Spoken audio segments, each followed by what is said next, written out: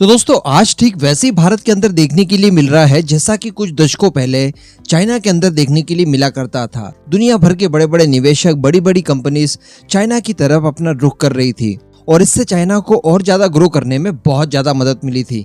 और ये हमारे लिए केवल एक ड्रीम की तरह था कि किसी दिन शायद हमारे यहाँ पर भी ऐसा होगा। लेकिन दोस्तों अब एक्चुअली ऐसा होने लगा है। हम लोग पिछले कुछ समय से देख पा रहे हैं, खासकर जब हम लोग दुनिया की 5वीं सबसे बड़ी अर्थव्यवस्था बने हैं, उसके बाद जो इन्वेस्टमेंट के लिए लगातार देशों की लाइन लगी हुई है वो अभूतपूर्व है। ऐसा पहले देखने के लिए नहीं मिला। जैसे ही हम लोग दुनिया की तीसरी सबसे बड़ी अर्थव्यवस्था बन जाएंगे, उसके बाद ये जो इन्वेस्टमेंट हो रहे हैं, ये जो नई नई टेक्नोलॉजी सब भारत के अंदर आ रही है, इनकी रफ्तार और ज्यादा तेज हो जाएगी। सडनली हमें पता भी नहीं चलेगा, लेकिन ये सारी चीजें घटित होते हुए हम लोग देख पाएंगे। अभी कुछ एक ऐसा ही मामला निकलकर सामने आया है भारत और अमेरिका के बीच में। मैंने आपको वीडियो बनाकर कुछ समय पहले बताया था कि अमेरिका की semiconductor manufacturing company micron Bharat के अंदर निवेश करने जा रही है। इनिशियली इनका विचार है कि $1 बिलियन भारत के अंदर इन्वेस्ट किया जाए और फिर बताया जा रहा था कि $1 बिलियन ये लोग बाद में और इन्वेस्ट करेंगे। तो ये खबर मैंने आपको दी थी और यही सारी चीजें हमें लग रहा था कि परम वास्तविकता है। लेकिन दोस्तों अब मैं आपको बता दूं कि ये जो इन्वेस्टमेंट हो रही है अमेरिकन कंपनी माइक्रॉन द्वारा भारत में, ये हो तो रही है। जो कमिटमेंट किए जा रहे हैं वो सारे काम किए जाएंगे।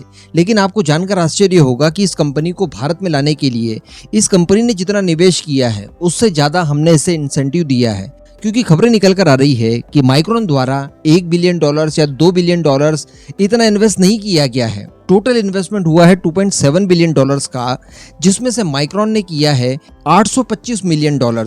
इसके अलावा बाकी का उसे इंसेंटिव मिला है। जी हाँ, और ये जो $2.7 बिलियन की टोटल इन्वेस्टमेंट हुई है, इसमें से $825 मिलियन माइक्रॉन के, बाकी इसका 20% दिया है गुजरात सरकार ने और बाकी 50% दिया है भारतीय सरकार ने। तो $1.3 बिलियन अकेले केंद्र सरकार द्वारा इन्वेस्ट किया गया है, बाकी का राज्य सरकार द्वारा, और केवल $825 मिलियन अमेरिकन कंपनी माइक्रॉन के द्वारा किया गया है। तो यहाँ पर थोड़ा सा देखने सुनने में लग रहा होगा कि कहीं माइक्रॉन द्वारा हमें ठग तो नहीं लिया गया है, इतना कम इन्वेस्टमेंट किया है। लेकिन मैं आपको बता दूं दोस्तों कि ये सारी चीजें रामबाण साबित होगी। जी हाँ, क्योंकि इस दौरान बताया जा रहा है कि माइक्रॉन अपनी असेंबली और साथ ही चिप की टेस्टिंग फैसिलिटी को भारत के अंदर डेवलप करने जा रही है। किसी भी टेक्नोलॉजी को जब आप डेवलप करते हैं ना, तो उसकी टेस्टिंग फैसिलिटी होना आपके लिए बहुत ज्यादा अनिवार्य है। वरना हम लोगों ने कावेरी इंजन के केस में देखा, कावेरी इंजन इतना ज्यादा लेट इसलिए भी हुआ क्योंकि हमारे पास उसे टेस्ट करने के लिए टेस्टिंग फैसिलिटीज ही नहीं है। इस वजह से जब भी उसके ऊपर काम हुआ है, उसे टेस्टिंग के लिए रशिया भेजा गया है। रशिया में पैसा तो हमें देना ही पड़ा टेस्टिंग के लिए, लेकिन उनकी शर्तों के हिसाब से हमें रुकना भी पड़ा। वो जब फ्री होंगे तभी हमारे इंजन को टेस्ट करके हमें सर्टिफिकेशन दे पाएंगे। तो कहने का मतलब टेस्टिंग फैसिलिटी आपके यहाँ होना बहुत ज्यादा अनिवार्य है और माइक्रॉन एक्चुअली वही करने जा रहा है। ये माइक्रॉन इन फ्यूचर आप देखेंगे कि जिन भी सेमीकंडक्टर या चिप निर्माता कंपनियों के पास टेस्टिंग फैसिलिटी नहीं होगी, वो टेस्टिंग के लिए माइक्रॉन के इसी प्लांट में भेजेगी जो कि गुजरात में बनने जा रहा है। तो अल्टीमेटली हमारे बहुत सारे गोल इससे पूरे होते हैं। इसी वजह से निवेश से ज्यादा हम लोगों ने इसे इंसेंटिव दिया है।